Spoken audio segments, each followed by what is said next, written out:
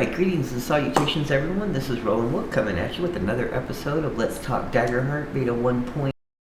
Episode 10, Classes Rogue. Alright, I hope you're having a great day today. We're knocking these out, trying to get through all of the videos that you need for character creation. Should have had this out yesterday, but due to health reasons and then just coughing up a storm, I didn't record any yesterday, so we're trying to get this all done before the end of the evening. I may go into the wee hours of the morning, but we'll see. Appreciate you checking this out, and I hope you're enjoying the series. Let's get the copyright notice taken care of real quick, and then we'll jump into our episode about the Rogue class. This product was created using the Darrington Press Community Gaming License, the Illuminated World Standard Resource Document, Darrington Press LLC, all rights reserved. To be specific, we are talking about the Daggerheart Beta 1.5 rule set. The finished product is due out in the spring of 2025.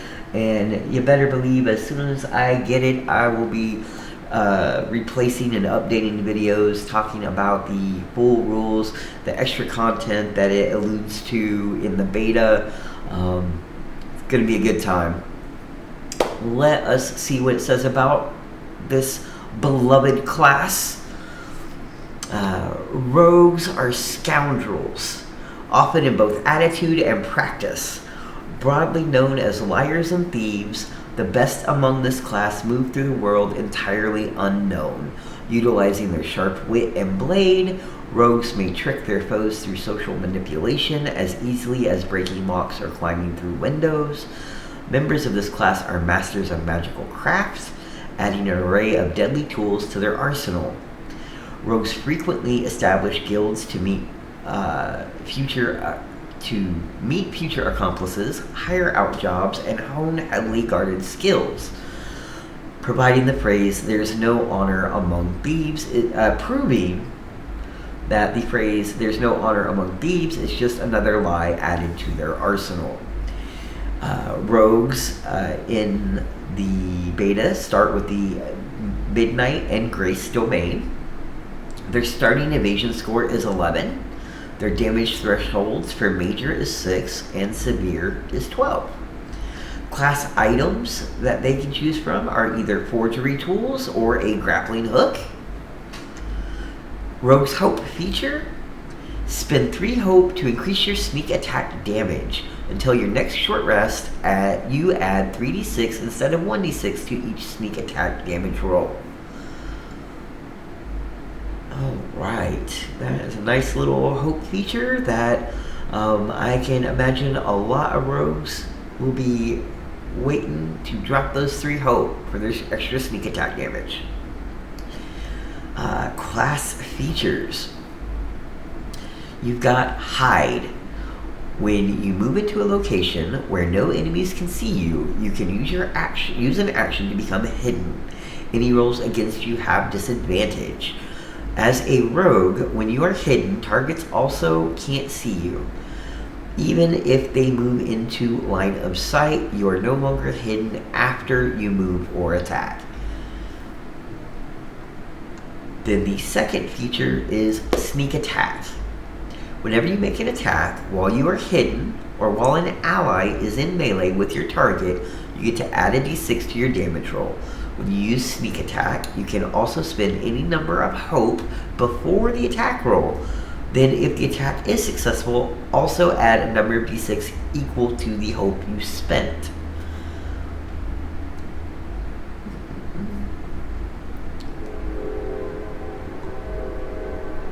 So that kind of is on top of your hope feature, you can also, on any individual roll, spend hope on a 1-for-1 basis. You've got 2 subclasses, as always. You've got either the Syndicate Rogue or the Nightwalker Rogue. Syndicate Rogue. Play a Syndicate Rogue if you want to know somebody helpful everywhere you go. This is the Connected Rogue. This is a Guild Rogue. Their spellcast trait is Finesse. A foundation feature. When you arrive in a prominent town or environment, you know somebody that calls this place home. You give them a name. You note how you think they could be useful, and then you choose one of these from this list. They owe you a favor, but they will be hard to find. They're going to ask for something in exchange. They're always in a great deal of trouble, or we used to be together, it's a long story. So you give them a name, maybe a few lines about how you feel that they could be useful to you, and then you choose one of these options from those four. Oh, and there is a fifth one here. I'm sorry, it was on the top of the next page. We didn't part on great terms. I thought I was missing one. So you've got those 5 options, which are very archetypical kinds of relationships for a scoundrel type character who knows a guy, for those to fall into. And then your specialization feature for a Syndicate Rogue. Once per session, you can briefly call forth a shady contact. Immediately choose one of the benefits below and describe what brought them here to help you in this moment. 1. They provide one handful of gold, a unique tool, or a mundane object that the situation requires. Second option, the next time you make an action roll, their help lets you increase either your hope or fear die by a result of 3. Or your final option, the next time you deal damage, they snipe from the shadows, adding 2d8 to your damage roll. Mastery feature for the Syndicate Rogue. You can now use your specialization feature 3 times per session. You can also choose from the following options when you use it. So you've got the original 3 uses, and you can do it 3 times a session instead of only once, but you also have these 2 other options. When you mark at least 1 hit point, the contact rushes out to shield you, reducing the hit points marked by 1. It's good to have minions, isn't it? And then finally, when you make a presence roll in conversation, they back you up. Your hope die becomes a d20 for that roll. Very nice. That's your Syndicate Rogue subclass features. For the Nightwalker, your spellcasting trait, again, is Finesse.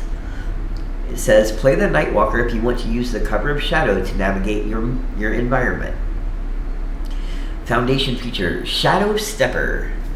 You can move from shadow to shadow.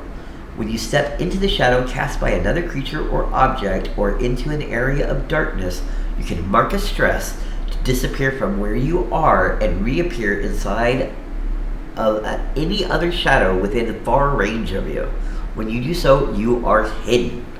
So that is a very nice ability, very flavorful, has all kinds of rogue juice. Like, that's just very, very nice. Specialization feature, Dark Cloud. Make a spell casting roll, DC 15. On a success, you create a temporary dark cloud that covers any area within close range. Anyone in this cloud can't see outside of it, and anyone outside of it can't see in. You are considered hidden from any enemy it blocks line of sight from. Then you also gain Adrenaline.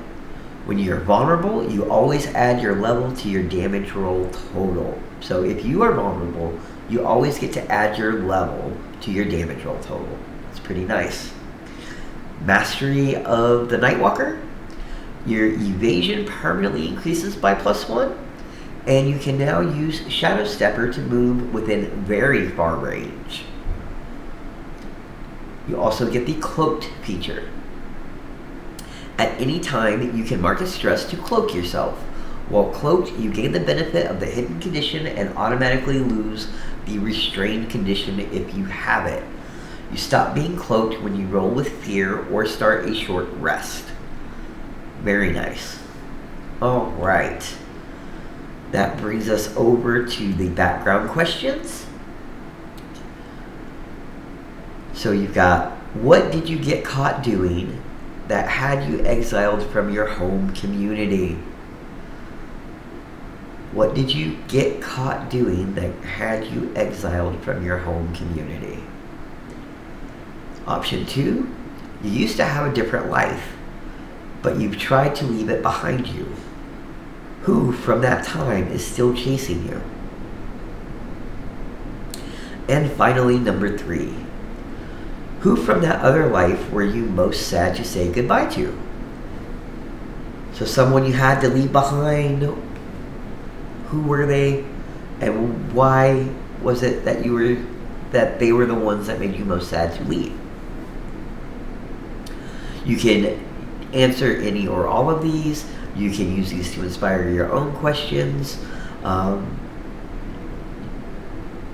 But they fit nicely if you don't have any inkling of where you want to go with your background. Then connections. For some inspiration, what did I recently convince you to do that got us both in trouble? Alright. What did I recently convince you to do that got us both in trouble? Option 2, what have I discovered about your past that I hold secret from the others? And then option number 3, what do you know from my past and how have they affected your feelings about me? Oh no, who do you know from my past? So who do you know from my past and how have they affected your feelings about me? Level 2, or your tier 2 options, they do look exactly the same as the other ones so far. Don't see any differences there. Alright. That wraps up Rogue. I will go ahead and get this wrapped up real quick and uploaded, and we will be back as quickly as we can to knock out Seraph. See you here directly in a few moments. These are going by pretty quick, getting pretty efficient at them. Alright. See you directly. If you have the opportunity to make somebody else's day better, please do so. Shine a little light, shine a little love. Until next time, this is Rollinwolf signing off.